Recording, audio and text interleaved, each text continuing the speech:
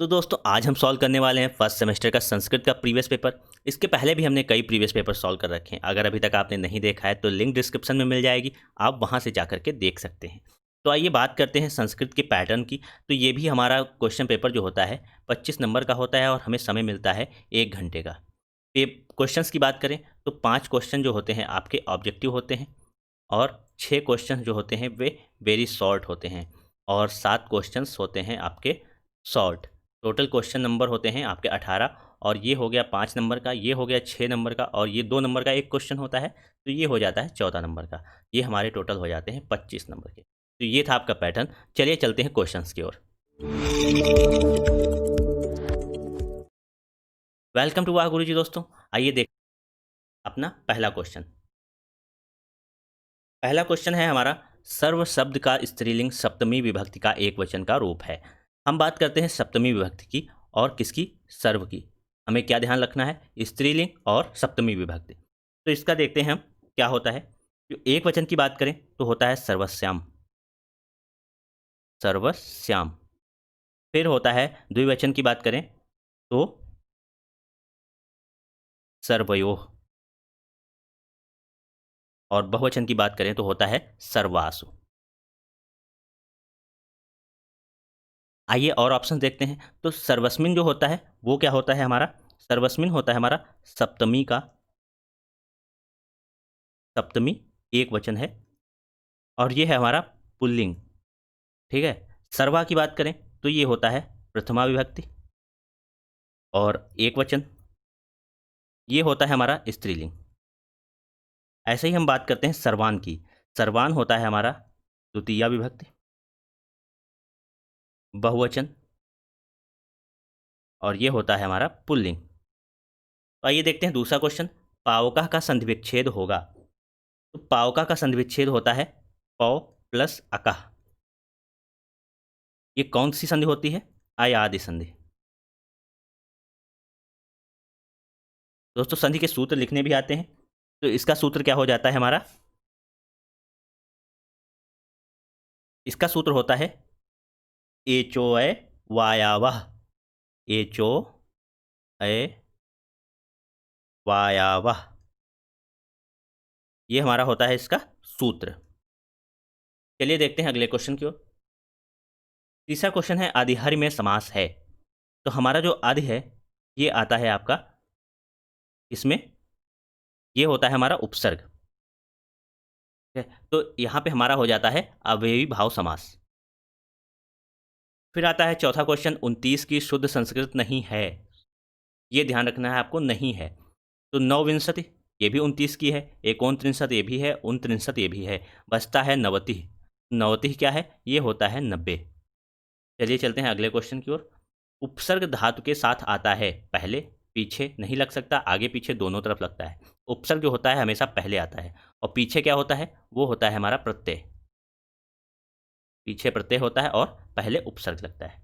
अतिलघु उत्तरीय की बात करते हैं। अण प्रत्याहार के अंतर्गत कौन से वर्ण आते हैं। तो आपको प्रत्याहार याद करने की आवश्यकता नहीं है, आपको याद करने की आवश्यकता क्या है, 14 महेश्वर सूत्र। क्या, 14 महेश्वर सूत्र। आपको सभी प्रत्याहार याद हो जाएंगे। कैसे, जैसे यहाँ पे पूछा गया है अण प्रत्याहार, तो हम बात करते हैं अण की। अब हमारा पहला महेश्वर सूत्र होता है अयूढ़, अ ई उ उड़ा। अब प्रत्याहार कैसे देखते हैं, पहला अक्षर और लास्ट अक्षर लेते हैं। तो पहला हमें यहाँ मिल गया और लास्ट हमें यहाँ मिल गया। जो स्टार्टिंग से लास्ट तक हमें अक्षर मिलते हैं वो इसके अंतर्गत आ जाते हैं। हमें अंतिम छोड़ देना होता है, पहला ले लेना होता है। तो कौन कौन सा हो गया, आ ई उ, ये हमारे हो गए अण प्रत्याहार के अंतर्गत आने वाले वर्ण। एक एग्जाम्पल और लेते हैं, आपको सब समझ में आ जाएगा। जैसे अक प्रत्याहार, तो अक लेना है, आ तो हमें यहाँ मिल गया। अब हमारा नेक्स्ट महेश्वर सूत्र जो होता है वो होता है ऋलृक, ऋलृक। ठीक है। अब देखिए अक है हमारा, आ यहाँ मिल गया और लास्ट हमारा यहाँ पे मिल गया, तो हमें इन्हीं दोनों की आवश्यकता होगी। अब इसमें हम क्या करेंगे, जो अंतिम वाले हैं इनको छोड़ देंगे और बाकी स्टार्टिंग से अंत तक ले लेंगे। क्या आ जाएगा हमारे पास, आ जाएगा, ई आ जाएगा, ऊ आ जाएगा और इसमें से री आ जाएगा और लरा आ जाएगा। हमने इसमें से ड़ा छोड़ दिया और क छोड़ दिया, लास्ट वाले छोड़ने होते हैं हमें। अब अक प्रत्याहार के अंतर्गत ये हमारे वर्ण आ जाएंगे। ऐसे हम निकाल लेते हैं प्रत्याहार। आपको 14 महेश्वर सूत्र याद करने होंगे, सभी प्रत्याहार आप आसानी से निकाल लेंगे। 7वां क्वेश्चन है, हम सब पाठ पढ़ेंगे, वाक्य का संस्कृत में अनुवाद कीजिए। तो हम सब, ये हो जाएगा हमारा वयम। पाठ पढ़ेंगे, पाठम पठिष्यामः, पठिष्यामः, ये हो जाएगा इसका संस्कृत अनुवाद।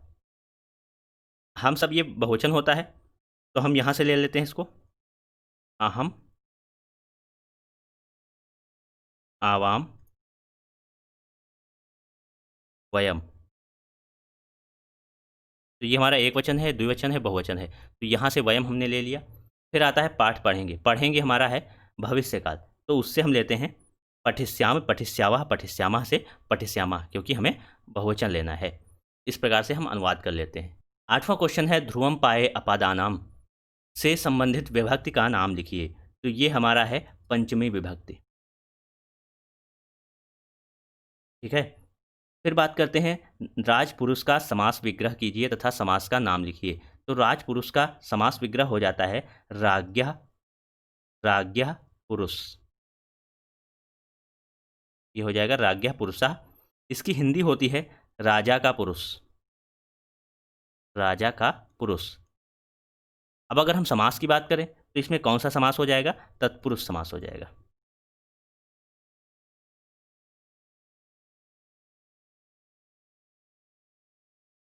दसवां क्वेश्चन है, हरि शब्द के द्वितीय विभक्ति के तीनों वचनों के रूप लिखिए।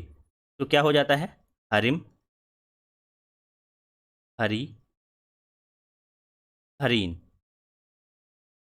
आपको यहाँ पे विभक्ति डालनी है, जैसे यहाँ पे द्वितीय विभक्ति हो जाएगी, और ये एक वचन, ये द्विवचन, और ये बहुवचन आपको विधिवत लिखना है।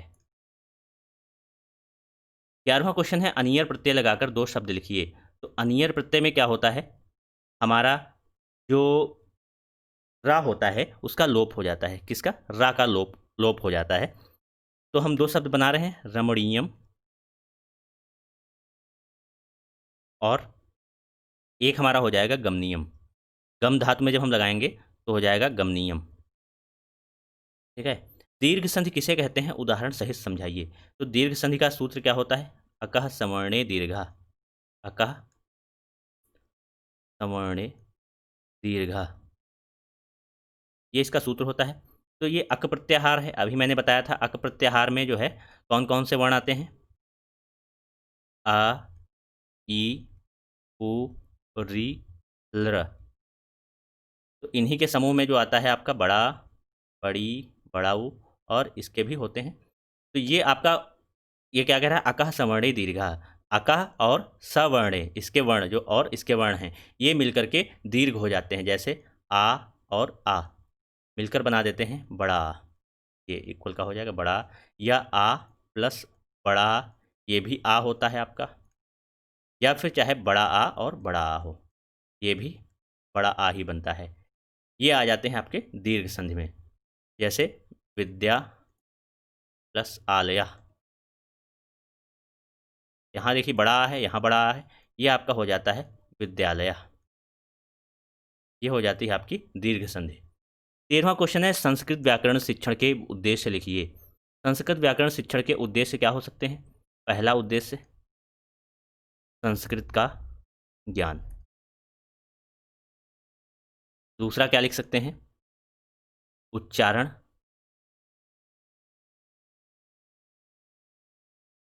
उच्चारण जो है इससे क्लियर होता है आपका, बहुत शुद्ध उच्चारण करने की आदत बन जाती है। और भी क्या शिक्षण के उद्देश्य हो सकते हैं, आप हमें कमेंट में ज़रूर बताइए। तो चलिए चलते हैं अपने 14वें क्वेश्चन की ओर। गम धातु लोट लकार के रूप लिखिए। तो जो लोट लकार होता है ये हमारा आज्ञा के अर्थ में प्रयोग होता है। इसके अर्थ में? आज्ञा के अर्थ में। गम धातु का क्या हो जाएगा आपका? गम धातु का क्या हो जाता है? गच्छतु, गच्छताम,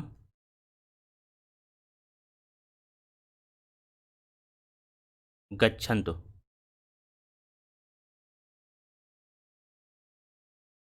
गच्छन्तु। फिर गच्छ, गच्छतम, गच्छत। फिर आता है आपका गच्छान, गच्छाओ और गच्छाम। ये आपका हो जाता है गम धातु। बात करते हैं 15वें क्वेश्चन की। अनु तथा अव उपसर्ग से बने संस्कृत के दो दो शब्द लिखिए। तो अनु से क्या हो सकता है? अनुजः और अनुभवः। अव से क्या होगा?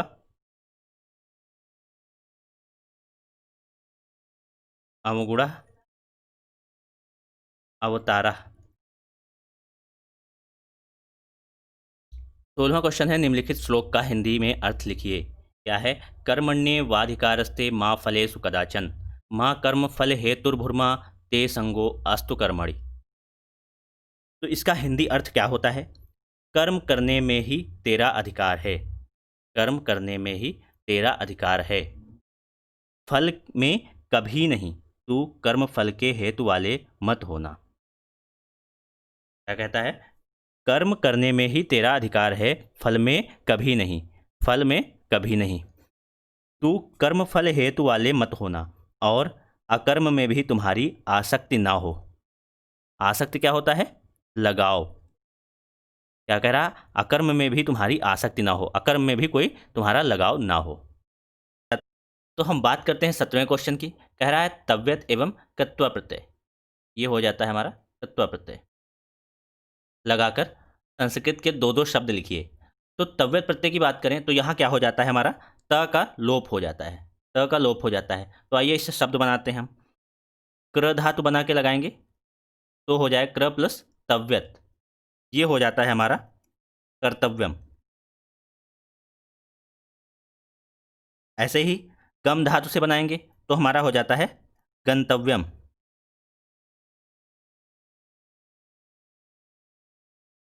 अब आते हैं कत्वा प्रत्यय की बात करते हैं। तो इसमें क्या करेंगे हम? शुरू धातु से बनाएंगे तो शुरू प्लस कत्वा हो जाएगा हमारा श्रुत्वा। और ऐसे ही गम से बनाएंगे तो हो जाएगा गत्वा। अब आइए देखते हैं 18वां क्वेश्चन। इसमें हमें संस्कृत में अनुवाद करना है। राम सदा सत्य बोलता है। तो रामा सदा सत्यम वदते। मैं काम करता हूँ। अहम कार्यम करोमि। बालिकाएं पढ़ती हैं।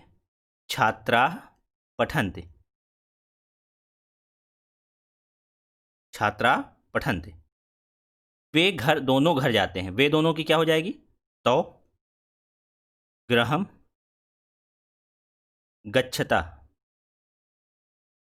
गच्छति गच्छता गच्छन्ति। तो ये हो जाएगा हमारा गच्छता। तो इस प्रकार दोस्तों हमने सभी क्वेश्चन कंप्लीट कर लिए हैं। तो दोस्तों अगर आपको हमारी वीडियो पसंद आ रही है तो प्लीज़ इसे लाइक कीजिए, शेयर कीजिए, हमारे चैनल को सब्सक्राइब कीजिए। अगर आपको नोट्स चाहिए, क्विजेज चाहिए और क्वेश्चंस चाहिए तो आप हमारे टेलीग्राम चैनल को ज्वाइन कर सकते हैं, जिसकी लिंक आपको डिस्क्रिप्शन में मिल जाएगी। Thank you.